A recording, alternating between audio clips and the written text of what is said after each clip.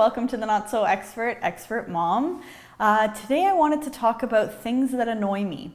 I'm not talking about everything in general that annoys me. I'm talking about the things that started to annoy me from the day I got pregnant. And I'm talking about, my surroundings, people around me, things that have happened to me. So I wanted to share some of those things with you. And, for some of you mothers out there, you probably would be able to relate with me. So let's start with the first one, pediatrician's office. Now the reason the pediatrician's office really annoys me is, first of all, you're in a small little room with a whole bunch of screaming, whining, sick kids. So you're already worried about your own child who's there for whatever reason, whether they're there to get a vaccine or just for a regular checkup or because they're sick. You're worried about them catching something from the other kids. But again, that works with most doctors' office. You're cautious about it. But in a pediatrician's office specifically, then you have this little tiny corner with a whole bunch of toys there.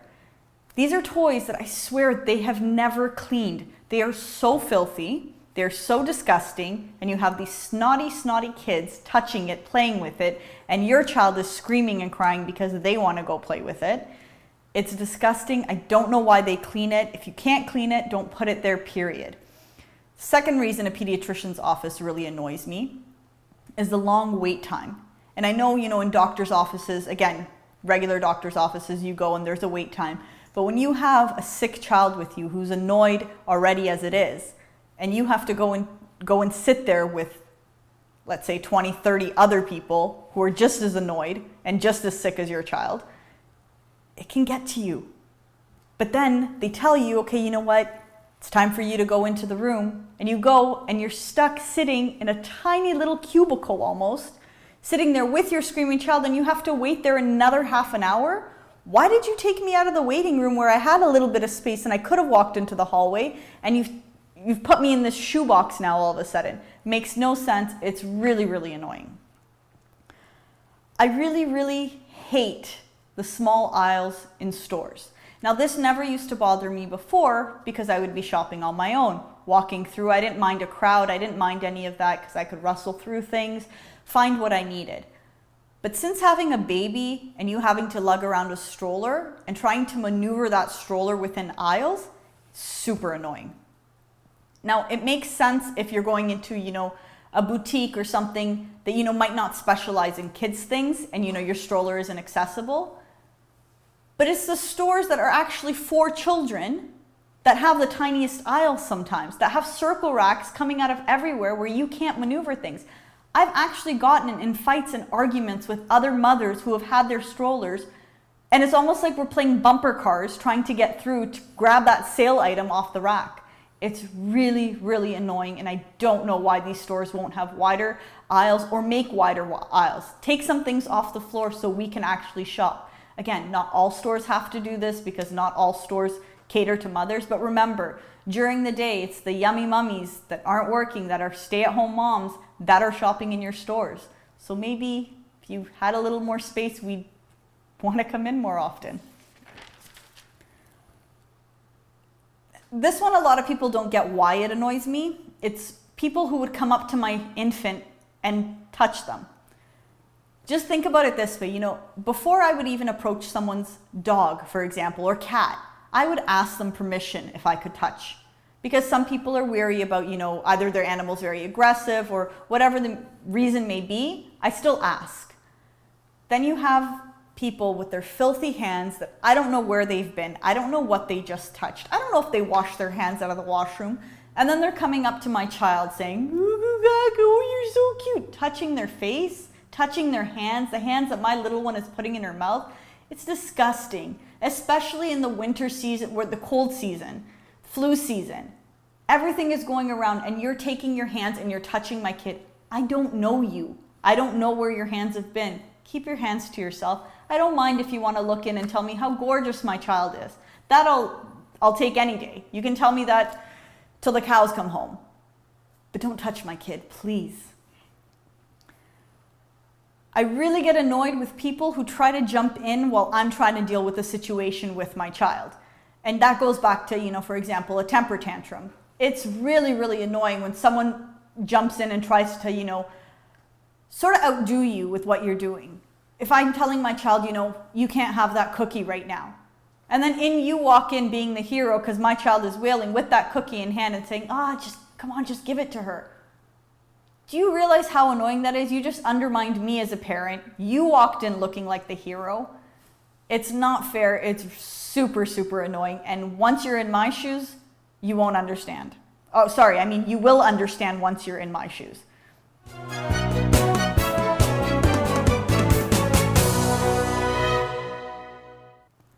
Children's sizing and clothing is very annoying.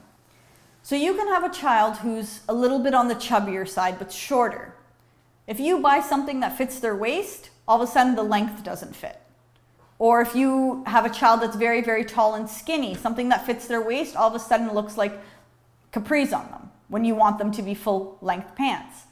It's not as annoying when it happens to an adult because, you have the tailors, you can go get them fixed. But really, are you going to go spend $30 to hem a pair of $10 pants you just bought at Children's Place? I don't know how this sizing works. And now they have these new things with adjustable waistbands. I think they only work for skirts because when I've tried them for pants, it's just very bunchy and just doesn't work. And it's really, really annoying. Nursing rooms. Now, most malls nowadays have their nursing rooms. I love them. They were so convenient. They were so wonderful. The family washrooms were great. But the nursing rooms in specific at Vaughan Mills Mall really annoyed me. They were fabulous on the inside. They had everything a mother would need. But they were basically within 10 seconds of walking with one another. But if you were at the other end of the mall, you literally had to walk 10 minutes to get to the nursing room. Again, if you have a poopy diaper or a child that just suddenly needs to pee really quickly and you need a family washroom and you can't get to it, it's very, very annoying.